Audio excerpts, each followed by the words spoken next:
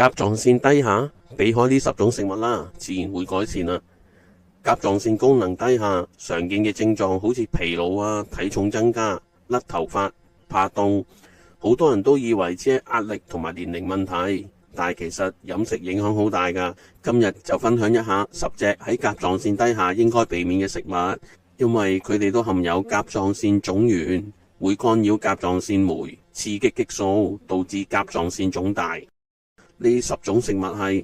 木薯、皇帝豆、高粱、地瓜、亞麻籽、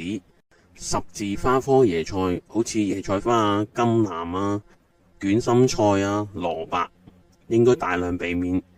少量少於140克，煮熟或者蒸煮可以降低影響，發酵好似酸菜咁就更加好啦。小米、大豆產品好似豆腐啊、豆奶咁樣，洋蔥含有最多嘅褐皮素，亦都會有甲狀腺腫原嘅效應。麩質，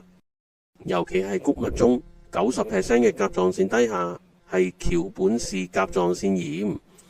麩質抗體會透過分子儀態攻擊甲狀腺。另外，避免耗盡關鍵營養素嘅食物，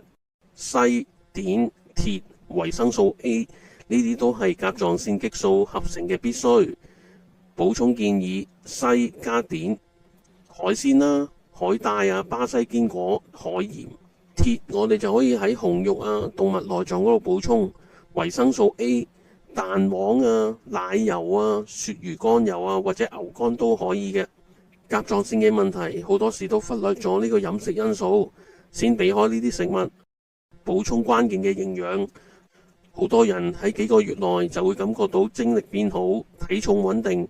十字花科蔬菜唔好完全禁晒，只要煮熟少量食就冇大礙噶啦。但記住要先諮詢你醫生啊，尤其係食緊藥嘅，從呢個飲食調整開始，支持甲狀腺自然運作，身體會慢慢恢復平衡。